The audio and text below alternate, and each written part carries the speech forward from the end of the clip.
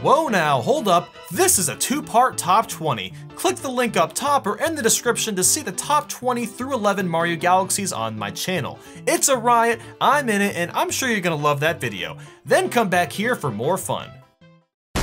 Number 10. Grandmaster Galaxy is the final and by some distance the hardest level in the Galaxy games that has since begun the trend in the 3D Mario platformers of super hard bonus level finales. It is unlocked by not only collecting all 120 stars, including all comet medals, but also all 120 green stars, which can take a while. You're met with the ultimate medley of Galaxy 1 and 2 mechanics pushed to their limits, paired with the finest selection of music from both games. After toiling long and hard to beat this grueling level, you're rewarded by having Nintendo personally punch you in the balls, as that merely unlocks the no checkpoints daredevil run of the last mission, appropriately named the perfect run. In the same way that the intricacies of Kirby's moveset are only really understood once you've attempted the true arena, Grandmaster Galaxy reminds you how smooth this game's mechanics are, in that even with the colossal difficulty spike it always feels fair and balanced, which is what makes beating it so satisfying. Then after dodging bullet bills and mines with Yoshi, navigating the electric cloud labyrinth, making through this section's barrage of projectiles and moving land, and the final segment where you jump across tiny moving platforms while avoiding and defeating multiple Hammer Bros all in one life without being hit once, you meet your prize. Oh my god, it's Space Waifu. I really just need a hug after that. Number 9. Levels so far have been clever, charming, or just plain fun, but the over-modestly named Space Junk Galaxy is different. From music to visuals to the dreamy structure, this stage is beautiful. Minus Terrantox, which will haunt my nightmares till the day I die, but they can't all be winners. The main mechanics of the Galaxy are pull stars and sling pods, which both fling you around space, adding to the whole super chill nature of this stage. But you can also spend time facing off against the level's 2 bosses, or wandering around the larger, interestingly shaped planets. While Yoshi doesn't appear in person in this game, you can compensate yourself here, stomping Goombas on this giant, disembodied wooden head. Lovely stuff. Rather than being linked by a natural element or even an idea, the levels and missions of Space Junk Galaxy are linked by this inescapable feeling of freedom and positive energy, which is an incredibly pretentious way to describe a Mario level, but with this dreamy piano track behind me, I can almost get away with it. It's not as fast as some or as creative as others, but Space Junk is a thoroughly pleasant ride from start to finish, with fresh ideas and an immersive atmosphere throughout. Number 8. Oh boy, it's time for Time Galaxy, gotta love it. The level themes were getting more nonsensical as the game went on, sure, but it really peaked here when they settled on an intergalactic bunch of toys just kind of floating around, some of which are evil, the Galaxy.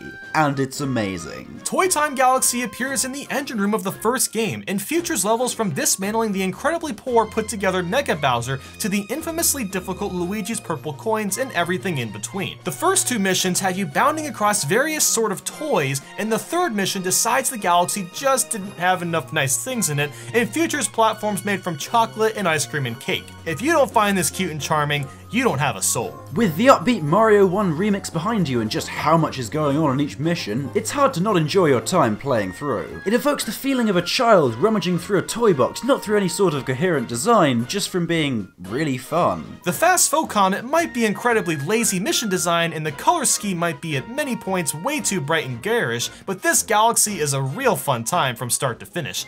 That's not even really a pun if you think about it. Number 7. You could argue that above the dozens of original levels across Galaxy 1 and 2, that a straight-up remake of Super Mario 64's Womp Fortress should feature on this list. Less so high as the number 7 place, but that misrepresents the message this Galaxy told and just why it's so good. It's about progress, it's about celebration of the old and new, it's about nostalgia for both of our childhood's Mario game. Just let us have this, please. The 90s are back and they never look so pretty, although the upgrade isn't only aesthetic. Silver Stars in a way replace Red Coins, and the Womp boss battle has been completely revamped. He's now much bigger and the fight takes place on the underside of the planet. They even brought back the weirdly morose dying speech that makes you feel really guilty and sorry for the giant rock monster you just killed. Gone, but never forgotten, old friend. 64's level design still holds up, and I can't be the only one to play through this thinking a full remake of Mario 64 on the Galaxy, or more likely now the Odyssey engine, would be incredible. And if this currently playing wonderfully jazzy number is anything to go by, putting a full orchestra behind the soundtrack would be a solid move. Throwback Galaxy provides a silky smooth fusion of old and new, and while it might be a little light on the new, it was still a very welcome surprise in the game, surely just as enjoyable for anyone who hasn't played the original too. Nostalgia pandering or no, this one is a delight. Number 6.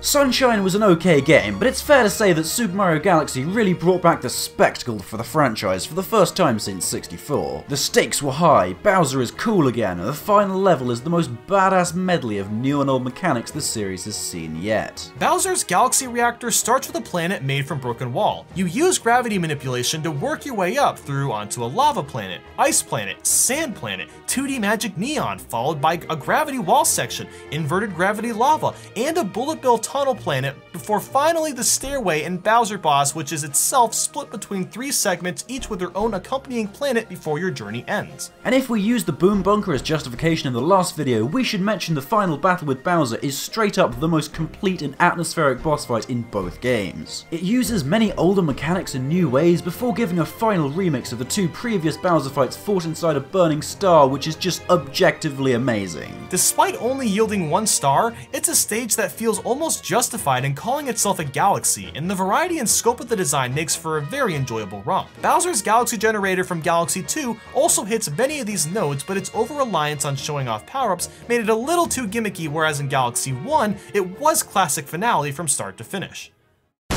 Number 5. Flip Out Galaxy is a great example of how fun something can be by taking a good idea and running with it. Or should that be spinning with it? This galaxy doesn't take long, so we'll try not to. It takes the fun spin to change red platforms into blue mechanic from Flip Switch Galaxy and ups the difficulty by making flipping affect walls and not platforms. The first star is a standard run through the course, and the second star a second run through with cosmic clones, which, given how the path you need to take relies on wall jumping and careful timing, does add quite the element of challenge appropriate for this being the final regular galaxy of the game. The level design is clever without being overwhelming, and fast-paced without being irritating. The space background surrounding the broken brick platforms gives a deserted, alien feel to the place, complemented by the otherworldly music and cosmic clones. There's a satisfying level of difficulty that makes mastering this new gimmick enjoyable, and that makes this very short, very simple stage leave such a lasting impression, despite there really not being much to talk about. Number 4.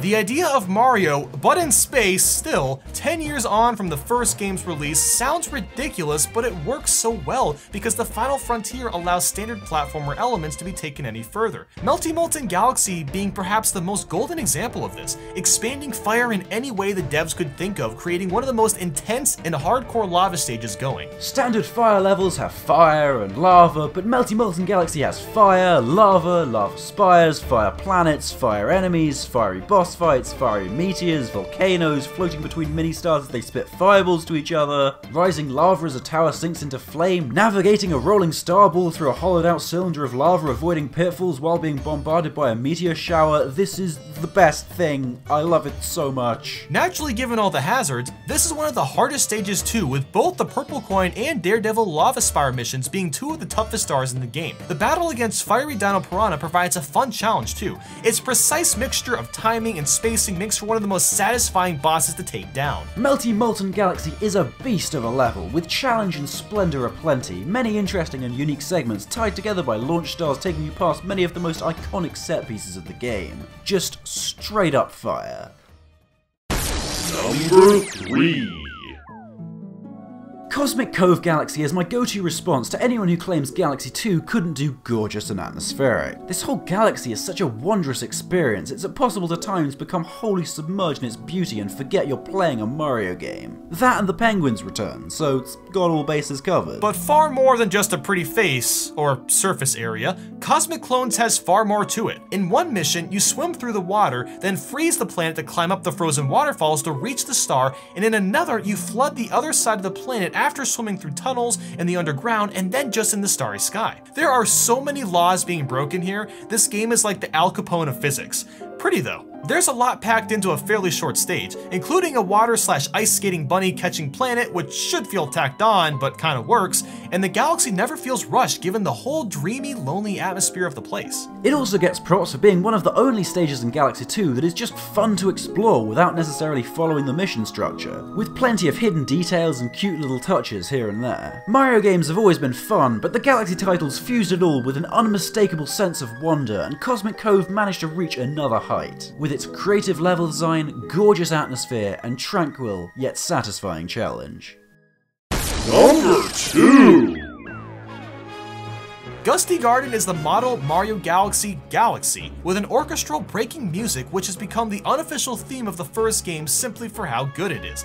Its blend for visual prowess, tight fresh gameplay, and awe-inspiring design makes it all in all our pick for the best stage in the first game, which is not an accolade to be given lightly. It's fun, it's fruity, it's philosophically challenging. Gusty Garden Galaxy is loosely based off some kind of space garden with plenty of greenery and flowers strewn about. As such, the two main enemies are piranha plants and undergrunts, both of which come in larger varieties you'll find later in the level. Other thematically fitting critters include the Star Bunnies, whom you capture within a spiked maze in probably the most fun of their given capturing missions. Said hedge maze is also the site of the stage's purple coin mission, notable for being one of the few purple coin missions more pleasant than a hard and fast kick in the Gusty Garden Galaxy also features some Mario Sunshine Secret-esque gravity puzzle stage that probably originally designed for some other galaxy but was thrown into this one. It doesn't matter because it's fun, so who's complaining? Other stars include carefully navigating a floaty fluff through several giant coins to get a rainbow star, to kill a golden chomp, and a daredevil run of the face-off with Major Burrows. Almost insanely so, there are optional planets more fun than other galaxies' whole missions, just floating around being all non-compulsory. Gusty Garden is such a fabulous collection of all that is good about the Galaxy games, it's hard to see that it even could be beaten. But yet, there is another.